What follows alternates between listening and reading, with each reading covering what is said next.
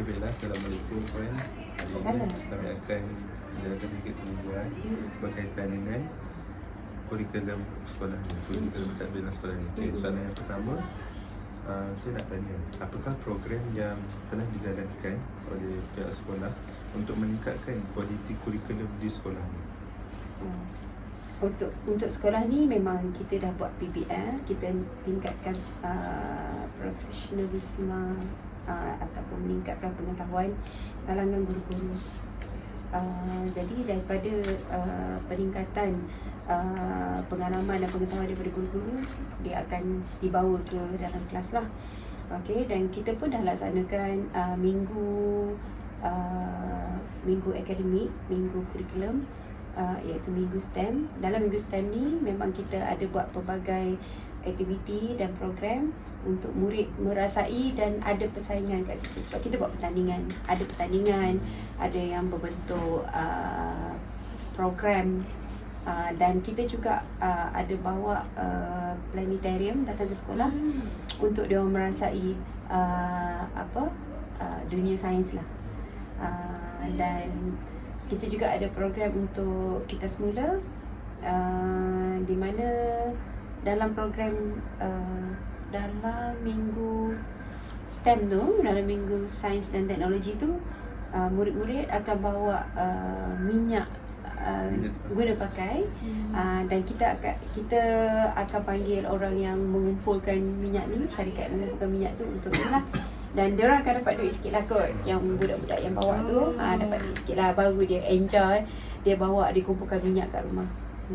Dan program ni masih berjalan lagi lah. Ni kira semua murid lah nanti? Semua murid lah. Kepada ibu bapa, kita memang buat surat edaran kepada ibu bapa dalam grup WhatsApp kelas, dan ibu bapa hantarlah minyak tu dan kita kumpulkan lah.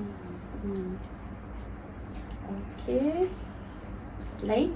Kita bukan nak detail sangat kan?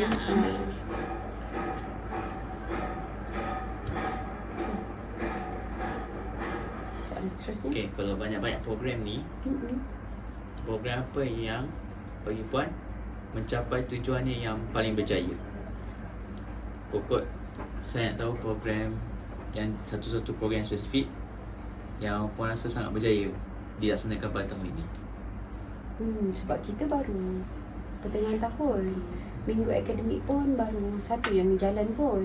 Sebab kita dalam perancangan, macam minggu bahasa kita akan buat bulan 10 nanti, sebab ada bulan bahasa kan. Okay lah, pada cikgu, semua program tu ada impact daripada murid lah. Semua program ada impact pada murid. Contoh program Nilam. Program Nilam tu of course lah untuk meningkatkan pembacaan murid. Selain daripada meningkatkan bacaan, meningkatkan pengetahuan, dan juga boleh meningkatkan rekod bacaan. Ada pertandingan pula kat situ. So murid-murid pun memang seronok lah. Okay, lagi next.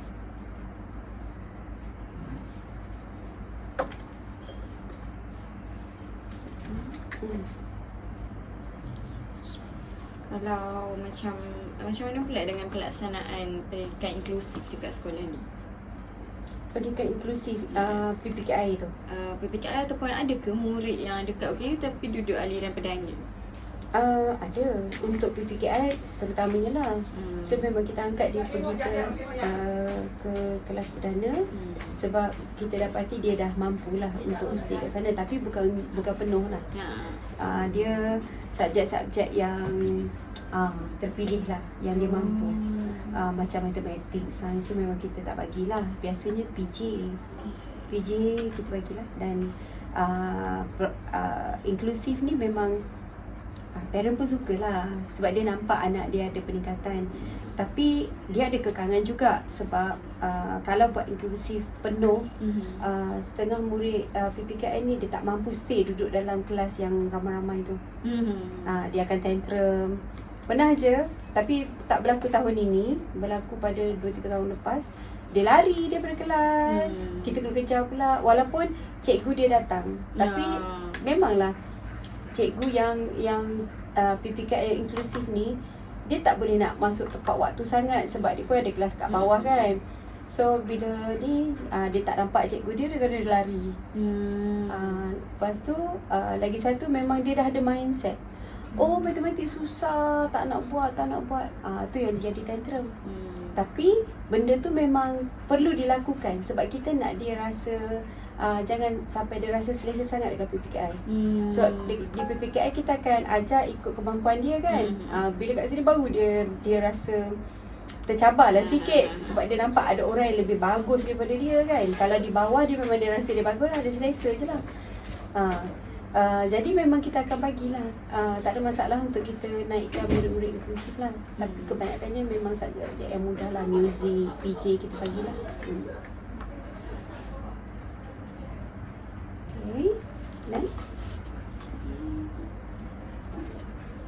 Manager. Okay, seterusnya, bagaimana pentadbir memastikan guru menjalankan tugas yang bagus dalam pelaksanaan PDP dan pengurusan kelas? Okey, untuk PDP kita ada pencerapan. Kita ada 2 kali pencerapan. Menggunakan SKAS, borang yang dah disediakan, item yang dah disediakan. So kita kena mencerap guru-guru lah di dalam kelas. Jadi daripada situ kita nampaklah kemampuan cikgu, kekuatan cikgu kat mana, kelemahan cikgu kat mana, dan kita akan duduk balik semula untuk membetulkan keadaan yang lemah dan grooming lagi yang dah okey. Dan kita juga ada pihak PPD, pihak jabatan ada sediakan satu program dia panggil middle leader dalam PBL lah. So kita akan mereka latih MLT di kalangan cikgu. Maksudnya cikgu akan pergi dan dengan seorang lagi akan jadi ketua middle leader lah. Daripada sini kita akan turunkan pada cikgu-cikgu, ketua-ketua yang lain, dan mereka akan menilai pula cikgu-cikgu yang lain. So daripada situ kita akan adakan sharing dalam kalangan cikgu untuk membetulkan ataupun membuat penambahbaikan kepada PDP yang kita jalankan. Lepas tu itu PDP. Satu lagi tadi apa? PDP dan pengurusan kelas. Kalau pengurusan kelas, yang ni kita sebenarnya bagi pentadbir untuk pengurusan kelas banyak kepada HAM. Okey, jadi kita ada buat kehadiran penuh murid, kelas terbersih apa semua. Daripada situ kita boleh menilai juga pengurusan kelas tu baik ke tidak. Pengurusan kelas tu dilaksanakan dengan sempurna ke tidak. Tak payah pergi jauh-jauh. Kalau kata kita tengok pengisian kehadiran dalam IDMI je. So kita dah ada satu list cikgu-cikgu yang memang bagus, orang kata on top lah, bila tak pernah naik nama, isi kehadiran semua. Tapi kalau pengurusan kelas yang tak baik tu memang kita nampak lah kehadiran tak dibuat apa semua kan. Dan ada banyak lagi lah di segi penghantaran ERPH pun kita boleh tengok. Kalau dah kata 2 minggu, 3 minggu tak hantar ERPH, kita akan memang penilaian kita rasa macam dia perlu dibantu, perlu diberi peringatan lah. Dan memang kita akan buatkan surat peringatan lah kepada cikgu. So macam tak boleh pantau lah cikgu mana yang tak hantar ERPH macam tu. Memang boleh hantar sebab kita buy online. Bila buy online dia guna My IDMI juga. Kita bukan IDMI, kita guna Delima. Oh, Delima. Daripada situ memang kita boleh direct lah nampak. Kalau macam dulu kan kita kena buka buku, tengok siapa hantar sama, lepas tu tik yang hantar, tik yang tak hantar. Tapi sekarang bila buka IDMI je memang kita dah nampak dah siapa yang dah hantar, siapa yang belum. Dan kita boleh track pula berapa minggu dia tak hantar ke apa ke kan. Setakat ni lepas tu kalau seminggu, 2 minggu tak hantar memang bukan setiap minggu sebenarnya kita dah bagi peringatan. Sila hantar RPH minggu ni, minggu 20 nama-nama ni. Jadi bila macam tu orang, sebab dia public kot dalam kita punya grup rasmi sekolah kan. So memang rasa macam malu juga kalau asyik nama kita je naik. Jadi dia akan hantar. Macam makin berkurang lah cikgu-cikgu yang tak hantar. Dan memang yang kita tahu kalau tak hantar tu memang sama ada dia memang MC ke minggu tu, ataupun memang kita ada program besar. Contoh macam bila sukan. Bila sukan dia dah lupa dah nak buat. Kan? Jadi tapi bila nama tu di list out dalam grup rasmi sekolah tu, memang petang tu biasanya dah up lah, dah hantar macam tu.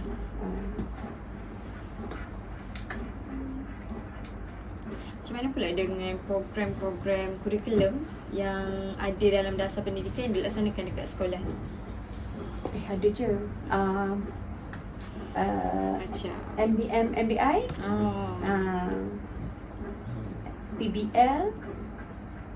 PBL tu project based learning tu kan, itu daripada KPM juga, tapi memang kita buat nilam pun KPM juga. Kalau MBI tu maksudnya dia nanti akan macam termasuk sekali ada kat dalam minggu bahasa tu ke macam mana? Ke dia macam berlangsung sepanjang tahun? MBI ni boleh dilaksanakan bila-bila masa sebenarnya. Masa perhimpunan pun boleh. Lepas tu dalam minggu bahasa pun boleh, dalam minggu STEM pun boleh. Dan dia boleh dilaksanakan juga dalam waktu koko. Okay. Waktu koko dia maksudnya dalam kelab tu ke? Dalam kelab tu. Tapi dia akan nyatakan lah program ni MBI. Okay. Sebenarnya apa yang kita buat pun semua based pada KPM pun. Kenapa kita nak teruk-teruk nak cipta satu macam KPM kita ada sekolah ni baru habis TS25 kan. Itu KPM juga dalam TS25 tu ada macam-macam pula. Menjurus kepada akademik pun.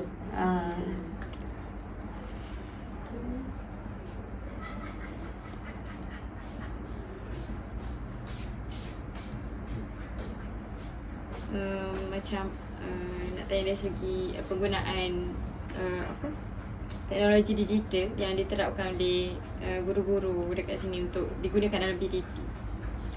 Memang bila semua kelas dah ada smart board, dah ada smart TV, memang kita akan gunakan lah. Dan kita juga gunakan juga pelantar D5 tu juga. Dalam tu ada quiz apa semua, memang kebanyakan cikgu guna lah. Bila ada smart board, smart TV tu memang sangat memudahkan lah. Macam matematik pun kita cikgu boleh je bagi soalan, budak boleh jawab dekat situ, ataupun kita buka je quizzes yang ada dalam tu pun memang okey lah. Dan sebenarnya kita ada satu kelas digital penuh yang diorang ada Chromebook satu. Ada Chromebook satu kelas memang ada. Dia tu sekolah sedia ke? Murid beli sendiri ke? Murid beli. Murid beli sendiri. Tapi dengan harga yang special lah, 150 je satu Chromebook. Tapi yang terpakai lah, bukan yang baru. Tapi terpakai grade A lah. Dia melalui sekolah. So kita kena pasti ada syarikat yang boleh bekalkan, so kita bawa lah. Dia murid tak boleh bawa balik? Tak, tinggalkan kat sekarang. Cumanya kita tak boleh nak melaksanakan untuk semua kelas lagi. Sebab itu memang baru rintis kan. Tak boleh untuk guna untuk semua sebab kita punya internet belum fully boleh cover untuk semua sekolah. Satu sekolah. Bila ada sebab bila guna untuk yang kelas tu pun macam dah lag. Ada lag juga. So dia guna tu untuk semua subjek ke macam mana? Boleh guna untuk semua subjek. Di atas cikgu tu. Atas cikgu yang nak guna. Kalau macam cikgu masuk kelas tu, okey hari ni nak belajar karangan, okey ambil Chromebook untuk kita cari maklumat, untuk mencari ilmu, maklumat lah, info. Contoh macam nak buat melancong ke luar negara. So bila ada Chromebook, sekarang ni awak carilah negeri mana awak nak pergi. Contoh nak pergi Australia. So dia dekat Australia, so memang dia boleh tengok dekat Australia tu ada apa, berapa tiket, apa semua. So dia senang nak dapatkan maklumat tu. Kalau dulu memang susah kan. Awak belajar dulu macam mana? Kalau cikgu akan bagi tajuk, esok nak buat lawatan melancong ke Australia. Balik rumah kita kena cari sendiri, kena print apa semua kan. Sekarang dia orang boleh cari je. Ataupun cikgu yang carikan. Kalau kelas-kelas yang tak ada Chromebook tu, cikgu lah cari dekat smartboard yang ada tu. Memang kita ada satu kelas tak tercapai lagi untuk buat semua. Okay. Okay, dalam tugasan kita orang kena tengok juga macam mana BBM digunakan oleh cikgu-cikgu. Jadi BBM? Bahan bantu mengajar. Oh, BBM. So dalam level pentadbiran ni, macam mana, ada tak cara untuk pastikan cikgu ni membuat inovasi dalam BBM mereka? Sama ada program ke? Masa pemantauan tu, pencerapan tu, kita dah boleh tengok dah dia pakai ke tak. Dan kita kan ada learning walk, pentadbir boleh tengok, masa tu boleh nampak dah. Dekat dia punya ERPH pun dah ada tulis dia guna. Tapi macam kita, bila dah ada smart board, smart TV ni, kita dah selamat dah sebenarnya. Betul-betul. Sebab tu pun dah dikira BBM dah digital. dikira BBM digital. So memang sekarang ni, kalau BBM yang you nak buat kotak besar semua, untuk kami dah tak relevan dah. Sebab tak ada masa untuk kita buat benda-benda tu. Tapi bila dalam digital, so benda tu boleh guna je dah. Walaupun kadang-kadang bukan kita buat. Macam yang untuk tengok ERPH tu kan, dia macam sekali lah kan dengan PPKI punya. Sekali. Sebab kita ada 5 orang pentadbir, kita ada 72 orang guru. So kita pecahkan 72 kepada 5 kumpulan. So macam cikgu ada katalah 15 orang. So di situ cikgu akan tengok lah dia orang punya yang cikgu hantar. So kita kecilkan lah supaya tak beban. Betul. Kalau dulu seorang je yang tanda buku yang tebal tu kan, seorang je. Guru besar, kalau guru besar tak ada cikgu, kalau cikgu tak ada baru pergi ke PK yang seterusnya. Memang agak berat lah juga, sebab memang tak boleh nak tanda dalam bilik, kena tanda kat depan tu. Masa tu kita ada 72 semua? Ya. Dulu kalau dekat depan tu kita memang ada satu meja besar. Macam meja besar macam ni untuk cikgu hantar. Lepas tu memang kita duduk situ, kita baca, semak dan kita sign. Ni hantar by week ke by day? Memang by week. By week. Dia kalau hantar RPH memang Jumaat, hari Jumaat. Macam hari ni lah hantar. Memang lebih mudah lah sebenarnya kalau nak tengok.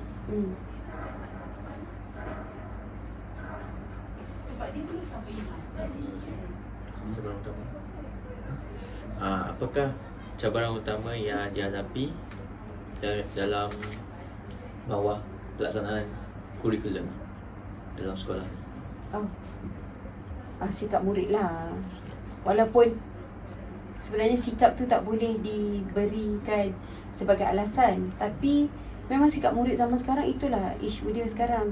Sebab pada cikgu kan, cikgu-cikgu tak ada masalah. Cikgu-cikgu akan mengajar, dia dapat gaji, dia kena mengajar juga. Bila datang sekolah macam mana pun dia kena mengajar juga. Tapi sikap murid dan sikap ibu bapa memang sebenarnya kekangan nombor satu pada kita lah. Sebab nak kata bahan PDP tak cukup ke, tak boleh jadi alasan. Sebab kita dah ada dah kat sekolah, kita dah sediakan. Tinggal lagi bila sikap murid yang acuh tak acuh dalam belajar, buat homework ke apa semua. Lepas tu ditambah pula dengan sikap parents yang memang anaknya tak boleh diusik kan. Ada je tak boleh diusik tu maksudnya macam kalau kata tak buat kerja, kita marah. Dia tak boleh terima dah zaman sekarang. Zaman sekarang ni cikgu memang orang kata kena buat teguran baik je. Bila buat teguran baik maksudnya kita akan cakap okey, tak apa, nanti you buat kerja. Lepas tu kalau masukkan dalam grup pula, tak boleh yang muka-muka yang tak siap, nanti mengaib dia kata. So kita kena masukkan muka-muka yang dah siap. Terima kasih 10 orang ni dah siapkan kerja. Okey, cikgu, anak saya tak ada pun, tak apalah, tu maksudnya dia tak siap lah. So kita kena buat cara macam tu sekarang. Tak boleh yang buruk-buruk. Kalau you nak rasa selamat dalam dunia pendidikan sekarang, macam tu. Kita kena fikirkan, menegur secara positif, nak marah pun secara positif. Dia memang kena masukkan ke gambar murid tu dekat dalam grup. Tak semestinya. Tak semestinya. Kita tegur dalam kelas pun okey dah. Tapi kadang-kadang bila dah macam 2-3 kerja tak siap, yang perlu kita ingatkan parents lah. Tapi tegur parents tu tak boleh.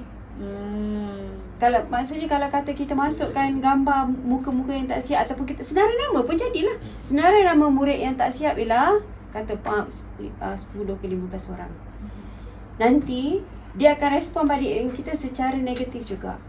Betul ke cikgu bagi? Bila cikgu bagi? Macam tu.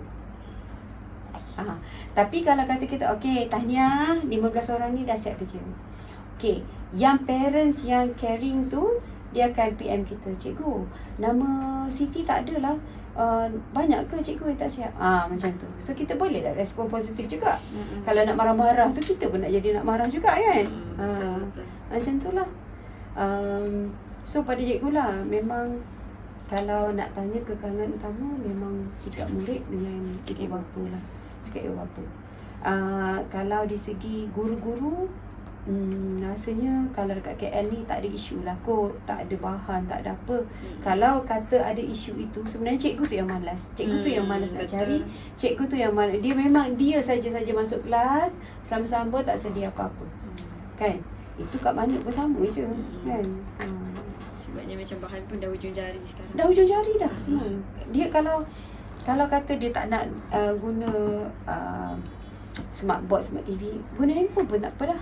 Guna handphone sendiri pun boleh dah kan. So tak ada isu pada cikgu lah. Okey sebenarnya. Kalau nak laksanakan program-program di bawah kurikulum ni, dana dapat daripada mana? Okey, kalau program yang di bawah panitia, kita ada bolehlah dapat beli sikit, adalah duit panitia sikit. Dan kalau tak cukup memang kita PIBG lah. Kita akan mohon melalui PIBG, kita akan tulis surat untuk buat permohonan dan nyatakan kertas kerja apa semua. Macam tu lah. Macam untuk program-program yang melibatkan kurikulum ni, ada collab dengan agensi luar ke? Ada je, tapi biasanya di segi Macam tadi planetarium tu kan, macam pusat macam sains. tu lah. Petrol Science. Petrol Science. Ada je, mesti ada. Macam kalau matematik, biasanya kita akan ada je outsider yang buat program. Dia laksanakan kat sekolah lah. Ada je. So maksudnya kadang-kadang ada yang sekolah reach out ataupun pihak luar tu reach out dulu? Depends. Ada yang kita cari, ada yang diorang datang. So tengoklah. So kita laksana je lah.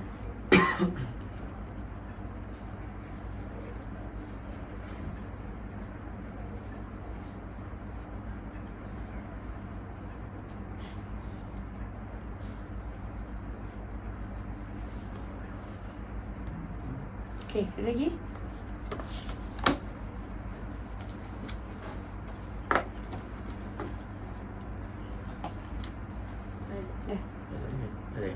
Tak ada. Okey dah. Dapat dah semua. So, dah 2 hari, 3 hari, 4 hari. Hari kelima dekat sekolah. Macam mana okey?